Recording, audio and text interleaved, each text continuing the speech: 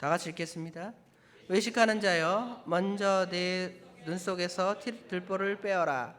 그 후에야 밝히 보고 형제의 눈 속에서 티를 빼리라. 아멘. 우리가 잘 아는 말씀이고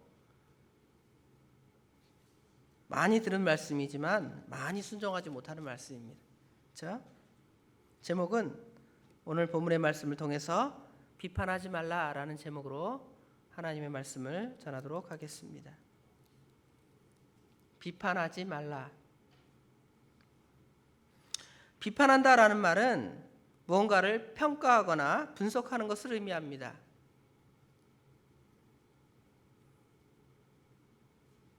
그것은 자신을 이렇게 쌓아 올리고, 그렇죠? 나는 굉장히 높아집니다. 남을 비판하면 얼마나 똑똑하면 누구를 비판할 수 있을까? 그래서 비판한 다음에 자신을 이렇게 높입니다. 그리고 상대방은 이제 헐어내립니다. 굉장히 사사롭고 비판적인 태도로 이렇게 행하는 그러한 것들을 비판이라는 단어를 써서 오늘 예수님께서는 산상수훈의 말씀을 통해서 비판하지 말라고 우리에게 말씀하고 있습니다. 물론 이 비판하지 말라는 명령은 법정에서 재판을 말하는 것이 아닙니다. 소리가 좀 큰 것 같은데요. 또 어떠한 문제에 대해서 비평적인 사고를 가지고 분석하고 판단하는 것, 그것을 말하는 것이 아닙니다. 왜냐하면 성도는 분별력이 있어야 됩니다. 모든 사람이 분별력이 있어야 돼요. 분별력이 있어서 속지 말아야 됩니다. 약장사에게 잘 속아 넘어가죠, 우리 어르신들. 그 사람 말이 진짜인 줄 알고 그거 먹으면 진짜 몸에 좋은가 봐. 그래서 아들 딸들이 용돈으로 많이 주셨는데 이렇게 꼼추어뒀다가 몇십만 원짜리 약을 팍 사는 거예요. 그런데 딱 들어보면 약장사구나, 사면 안 되겠구나, 다 우리가 분석하는 것이 어떻게 보면 정상적일 것입니다. 마태복음 7장 15절부터 23절 말씀에 보면 우리가 잘 아는 말씀이죠. 뒤에 보면 거짓 선지자들을 삼가라. 양의 옷을 입고 너에게 나오나 속에는 노략질하는 일이라 그랬죠. 그것들을 분별하라는 거예요. 거짓 선지자들 분별해야 됩니다. 이단을 분별해야 됩니다. 우리와 같이 똑같이 성경 말씀 가지고 와요. 우리 같이 성경 공부합시다. 네? 그럼 어떻게 해요? 우리 교회에서 성경 공부하는데 우리 교회에서는 성경 공부가 별로 재미없는 것 같아. 그런데 성경 공부하자니까 같이 가는 거예요. 그런데 가서 그 사람이 열심히 가르치는 걸 들어보니까 뭐예요? 예를 들어서 신천지예요. 그런데 우리가 그걸 비판할 줄 알고 분석할 줄 알면 한 번만 두 번만 들어보면 이거 틀린 거구나 이렇게 할 텐데 분석하지 못하고 판단하지 못하면 속아 넘어가는 거죠. 또 비판이라는 것이 남을 좀 세워나가기 위해서, 예를 들어 누가 잘못을 했어요. 죄를 졌어요. 누가 죄를 지면 어떻게 해야 돼요? 죄를 지도록 그냥 둬야 됩니까?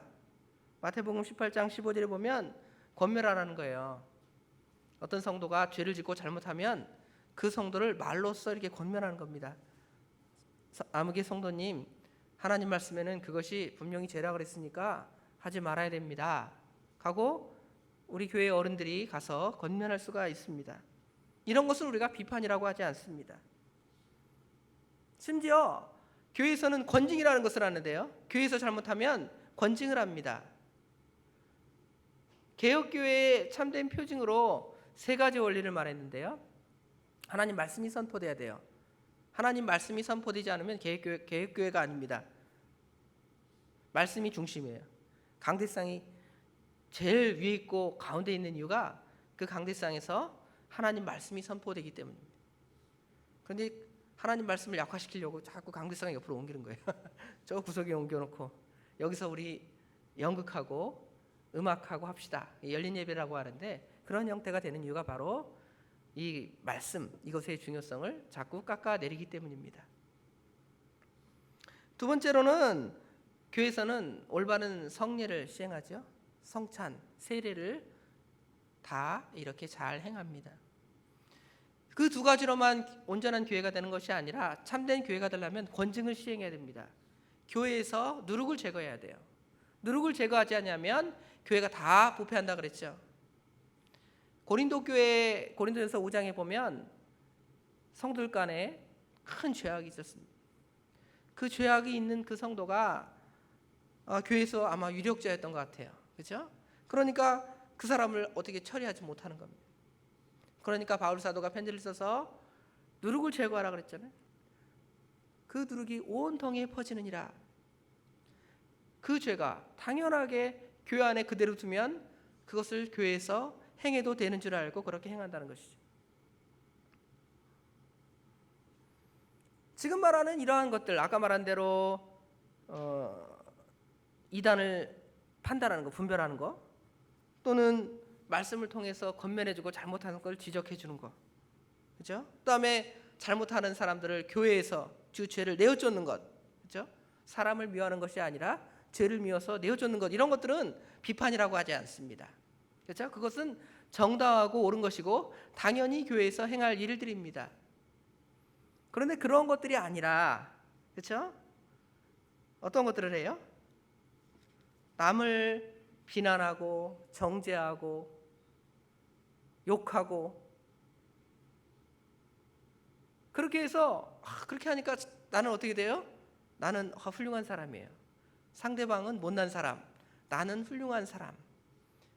그러한 비판을 하지 말라는 것입니다. 오늘 마태복음 7장 1절부터 5절에는 우리 성도들이 왜 비판하지 말아야 되는가, 그 이유를 몇 가지로 우리에게 가르쳐주고 있습니다. 첫 번째로 보면 왜 우리 성도들이 비판하지 말아야 되는가 보면 1절 말씀을 우리 다 같이 읽어봅시다. 비판을 받지 아니하려거든 비판하지 말라. 뭘로 시작되고 있죠? 비판을 받지 아니하려거든, 그렇게 시작했죠. 남에게 이렇게 비평적이고 남을 비난하고 정죄하는 태도로 말하고 행동하는 것은 오히려 자신이 그 공격을 받게 된다는 것이죠. 우리 초등학교 다닐 때 그런 장난을 쳤는데 누가 막 욕을 해요. 막 욕을 하면 뭐라 그래요? 예? 반사! 그래요. 말하기 길게 귀찮으니까. 이건 너무 유치한 개그인지 모르겠습니다. 마찬가지예요. 누구를 이렇게 비난하게 되면 거울로 탁 비춰가지고 반사해가지고 그것을 자기가 어떻게 되는 거예요? 맞게 되는 거죠. 그렇죠? 그러므로 비판을 받지 아니하려거든 비판하지 말라고 이렇게 말하게 되는 것입니다. 만약에 여러분이 누구에게 이러한 비판을 듣게 된다면 여러분은 어떻습니까? 어떻게 반응해요? 야, 너는 잘하냐? 너는 어떤데? 당장 그렇게 나오죠. 비판도 그러한데, 예를 들어 아까 말한 대로 진정한 충고, 바로 서지 않으니까 내가 여러분을, 목사가 성도를 충고하든지, 아니면 성도 여러분이 목사가 잘못하면 그것에 대해서 말할 수가 있죠. 목사는 특별한 사람이니까 잘못하면 말하면 안 돼. 그게 아니라 목사가 잘못해도 우리 성도님들이 목사님 그러시면 되겠습니까? 그러면 안 됩니다. 이렇게 권면해 줄 수 있습니다. 그렇죠? 그런데 권면을 들을 때 기분이 어때요? 기분이 좋아요? 원래는 그래야 돼요. 누가 나를 이렇게 사랑해서 나를 이렇게 권면해주고 좋은 말을 해주는구나. 내가 고쳐야 되겠구나. 그걸 바른 양심을 가지고 있고 바른 판단력을 가지고 있으면 그것을 좋아하고 그래, 내가 이거 잘못하고 있구나, 이렇게 고쳐나갈 수 있지만, 대부분의 사람들은, 저 자신조차도 누군가가 목사님에 대해서 설교는 이렇게 했으면 좋겠습니다 또 얘기한다든지, 말할 때는 왜 그렇게 합니까? 그렇죠? 옷은 그렇게 입고 다닙니까? 이러면 어때요? 마음이 꽁해가지고 저 양반이 나를 뭐라 그랬네 이러고 마음속에 악한 마음을 갖습니다. 이거는 좋은 말을 해줘도 그렇다는 것이죠. 좋은 말을 해줘도, 그렇죠? 좋은 말을 해줘도 왜 남이야 내 마음대로 하고 다니는데 뭔 상관이요? 이러면서 자기나 잘하고 다니지? 이런단 말이에요. 그런데 비판이라는 것은 좋은 거예요? 더 나쁜 거라는 것이죠. 권면해주기 위해서, 세워주기 위해서 그렇게 한 말이 아니라 남을 깎아내려서 자신을 높이기 위해서 하는 말이기 때문에 그 말은 결코 그 사람에게 들리지가 않아요. 그리고 그 말을 들을 때에 당연히 즉각적으로 반응하게 되는 것이죠. 너는 어떤데? 너나 잘해라. 그렇죠? 이런 식으로 나타나게 되는 것입니다. 그러면 이제 뭐가 일어날까요? 분쟁이 일어나게 되죠. 분쟁, 다툼이 일어나게. 비판을 하면 한쪽에서 비판을 하고 고치면 되겠는데 그게 진정한 옳은 비판이 아니라면 이제 내가 비판하면 상대방도 나를 비판하고 또 다시 그거에 대해서 또 트집을 잡아요. 트집을 잡고 또 트집을 잡고 또 트집을 잡고 그럼 나중에 뭐가 나요? 싸움이 되고 다툼이 되고 분쟁이 되고. 이것이 교회 안에서 일어나면 교회 안에서 서로 싸움이 되는 거예요. 혹시 교회 안에서 그런 싸움이 일어났다면 감추어야죠. 왜냐하면 그것이 드러나서 믿지 않는 사람들에게 하나님의 영광을 가리는 거예요. 제가 저기 한국 아파트 107동 903호에 사는데 우리 애들한테 막 소리치고 막 열받으면 목소리가 엄청 커져요. 야 조용히 하래 막 이래요. 그런데 지나가다가 저분이 저 신암교회 저 부목사래 이렇게 얘기해요. 그러면 어떻게 될까요? 목사면 애들한테도 조용히 말하고, 그렇죠? 부인한테도 무슨 말할 때도 조용히 말해야 되는데 옆집에 사는데 들어보니까 아주 맨날 싸워 시끄러워 죽겠네 이래요. 그건 어떨까요? 하나님의 영광을 가린다는 것이. 바깥으로 나가면 다 하나님의 영광을 가리는 거예요. 교회에서 그렇고 가정에서도 그렇고 마찬가지입니다. 왜 그런 분쟁, 그런 시끄러운 소리들이 나는가 보면 시작할 때 비판하고 비난하는 거예요. 뭐 잘했니 잘못했니, 그렇죠? 그런 것으로부터 시작해서 막 싸움이 되고 그것들이 이제 상대방의 감정을 상하게 하고 목소리가 커지고 이제 결국은 그 싸움을 통해서 하나님의 영광을 가리는 그러한 죄를 우리가 범하게 되는 것이죠. 작은 것 같잖아요, 비판이라는 것이.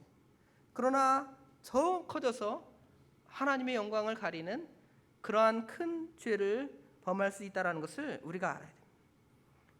그러면 그것은 하나님의 영광을 가리는 것일 뿐만 아니라 복음의 대적자가 되는 거예요. 뭐 어떤 사람 안티크리스탄, 그래서 인터넷에다가 기독교 믿는 사람들을 무슨 이상한 말을 써서 욕하고 그 사람만 복음을 가리우는 사람인가? 그것이 아니라 우리 믿는 사람들이 서로 비판하고 비판한 다음에 싸우고 다투어서 그것들이 바깥으로 드러나면 그것은 더 안티가 돼요. 더 안티.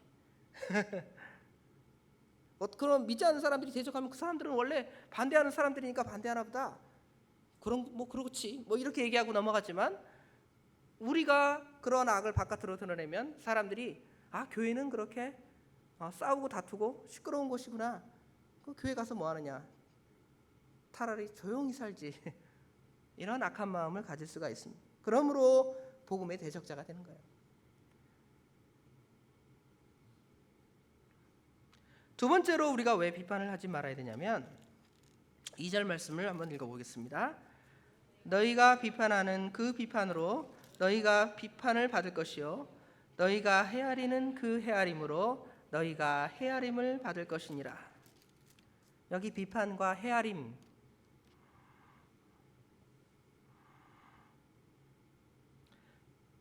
비판의 헤아림의 기준이 여러분을 비판합니다.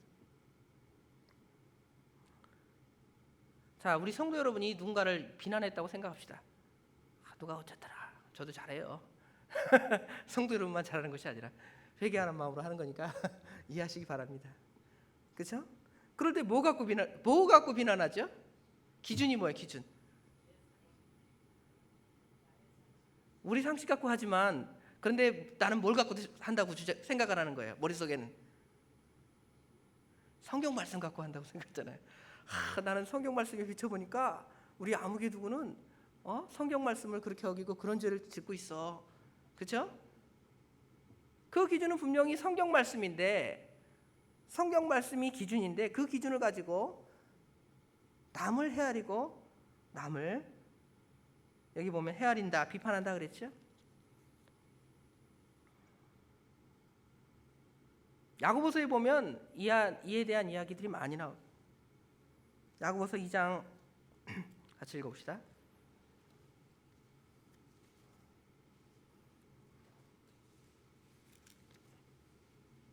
야고보서 2장 8절부터 보면 8절부터 13절 말씀을 같이 교독합시다. 제가 한 절, 우리 성도님들이 교독합니다. 너희가 만일 성경에 기록된 대로 내 이웃 사랑하기를 내 몸과 같이 하라 하신 최고한 율법을 지키면 잘하는 것이거니와,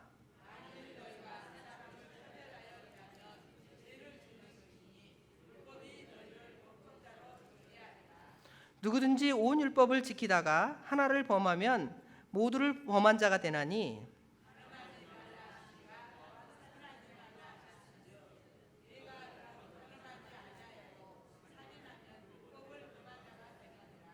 너희는 자유의 율법대로 심판받을 자처럼 말도 하고 행하기도 하라.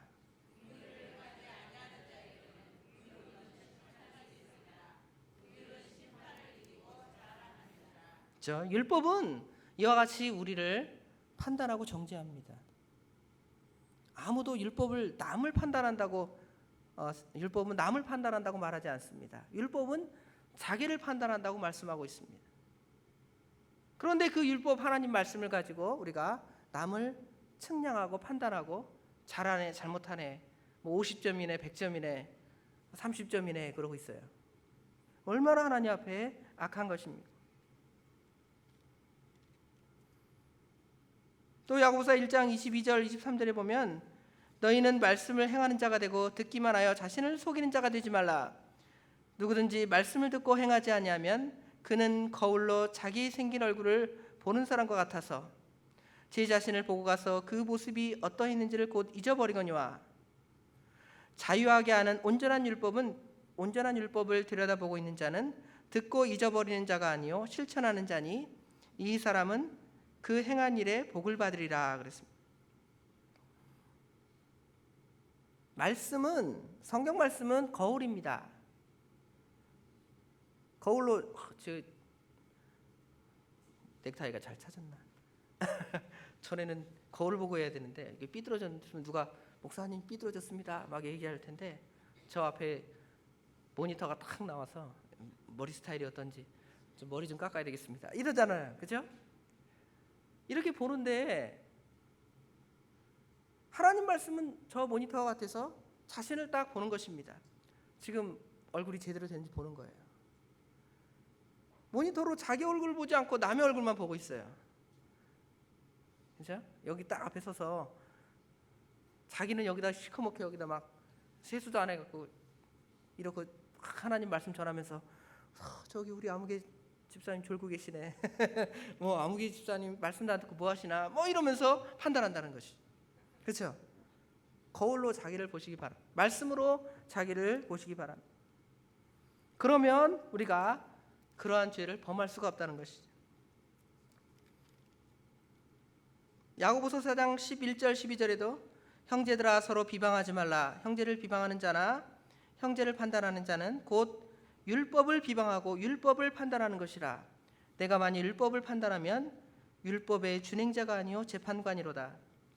입법자와 재판관은 오직 한 분이시니 능히 구원하시기도 하고 하시며 멸하기도 하시느니라. 너는 누구에게 이웃을 판단하느냐? 하나님만이 하실 수 있는 거예요. 사실은 비판은, 그렇죠? 어떤 누가 잘한다 잘못한다에 대한 판단은 하나님만이 하실 수 있는 겁니다. 그런데 우리는 실천자가 아니라 입법자가 되어서 집행자가 되어서 점수를 매기고 판단하고 그 사람을 평가하는 그러한 죄를 많이 범할 때가 있다는 것이죠.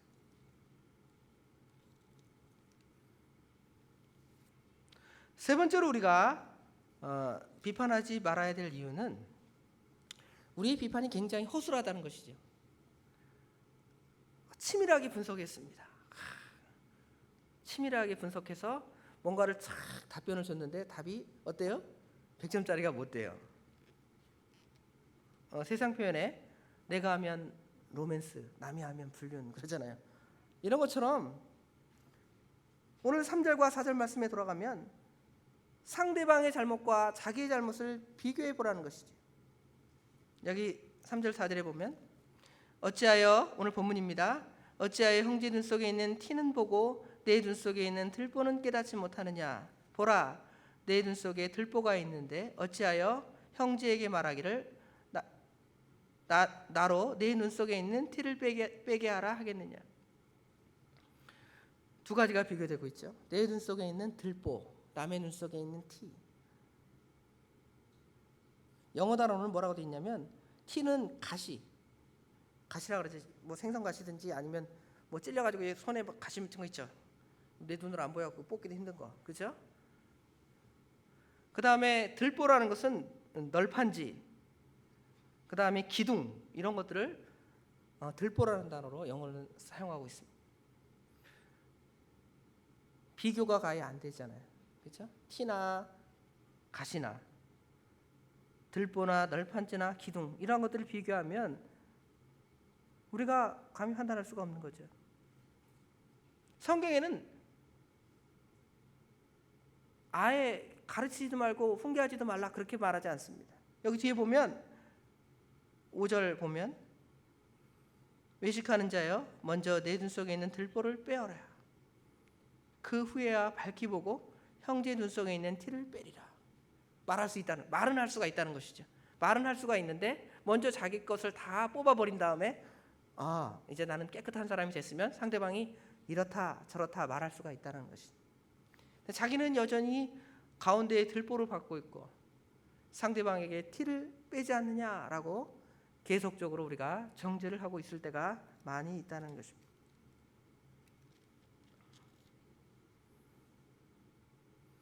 그러한 자를 우리 예수님께서는 아주 비판하고 있습니다. 그러한 사람들을 여기 예수님께서 5절 시작에 어떤 사람이라고 그랬습니까? 외식하는 자요.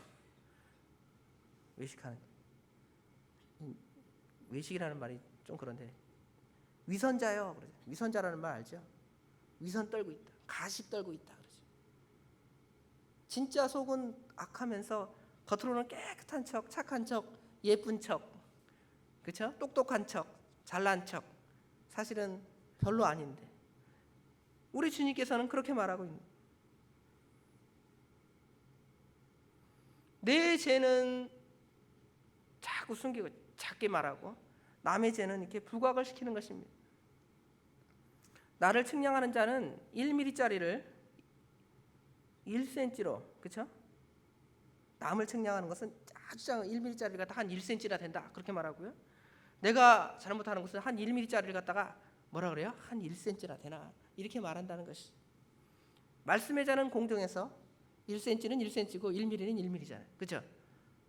그런데 우리가 말씀의 자를 가지고 남을 판단하고 이러한 악한 죄를 많이 범할 때가 있습니다. 마지막으로 비판을 잘하는 사람은 결국 사랑이 없는 사람입니다. 사랑이 없는. 왜 자꾸 비판할까 생각을 해보니까 결국은 사랑하는 마음이 없구나. 내가 누구에 대해서 얘기를 열심히 했어요. 뭔가 우리 아무개 어떻대 막 얘기를 하면 보니까 왜 그럴까 생각을 해보니까 내 마음속에 미워하는 마음이 있는 거예요. 사랑하는 마음이 없는. 그러니까 자꾸 비판하는 거예요. 비판하는 이유는 사랑이 없기 때문입니다.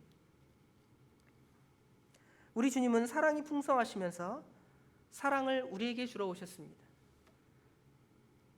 사랑이 예수님이잖아요. 사랑을 주러 오신 예수님께서 그 사랑을 자꾸 나눠주면서 사랑이 풍성해지기를 원하는데 우리는 그 사랑은 나눠주고 이렇게 공유하고 그죠? 그런 것이 아니라 그런 건 다 집어치우고 사랑과 반대되는 비판을 하고 있는 거예요. 정죄를 하고 있는 거예요. 우리가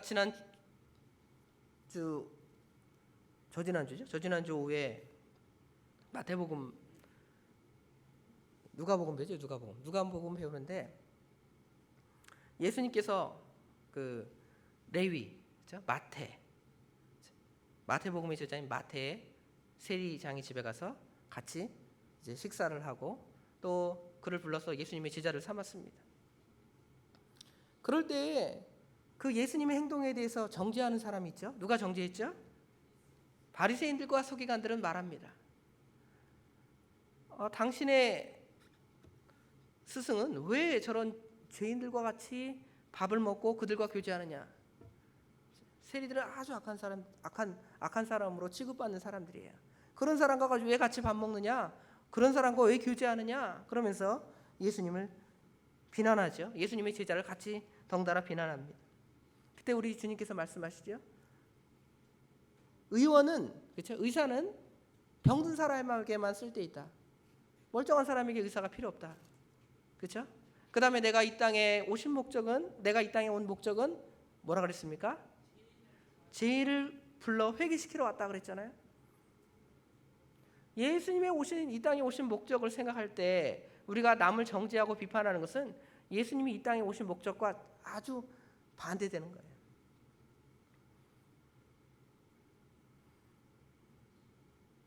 예수님의 사랑과 은혜는 다 어디 가고, 마치 요새 종편이라고 그래요. 종편 뭐 MBN 무슨 ATV 뭐 다 나와서 하는데 거기에 뉴스가 많이 나오는데 거기에 누가 나오냐면 패널들이 많이 나오죠. 그 사람들 아주 말 잘해요. 그죠? 분석을 합니다. 누가 정치적으로 어떻게 했다 그러면 그거는 어떻다 저렇다 막 열심히 분석을 엄청나게 합니다. 그럼 똑똑하다. 저 사람들이 말이 맞을까? 이러면서 우리가 그걸 설령 볼 때가 있습니다. 근데 그 사람들 안에 사랑이 있습니까? 사랑은 전혀 없어요. 남을 냉혹하게 이렇게 정죄하고 비판하는 그것만 있습니다. 그 사람이 그러면 어떻게 해야 되겠다 뭐 해결책을 말하기도 하지만 사실 그 해결책이 정말 해결책이 되는 것도 아니라 자기 생각에 그거에 맞춰서 자기 자랑하는 거죠. 내가 만약에 그 자리에 결국 딱 들어오면 그 사람이 대통령해야 돼. 여러분 종편 보셨죠? 그 사람이 대통령하면 어떨까? 이런 생각이 들어요. 그렇죠? 그런데 보면 다 아니잖아요. 예수님하고는 전혀 상관없습니다. 우리가 그런 사람이 되는 거예요.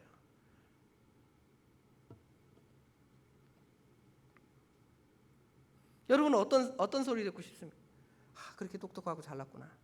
그러니까 저 TV에 나와서 저런 말 하지. 그런 소리를 듣고 싶습니다. 아니면 그런 말 잘 못해도 우리 아무개 권사님은 집사님은 사랑의 사람이야. 말 들어보면 얼마나 말을 사랑스럽게 하시는지.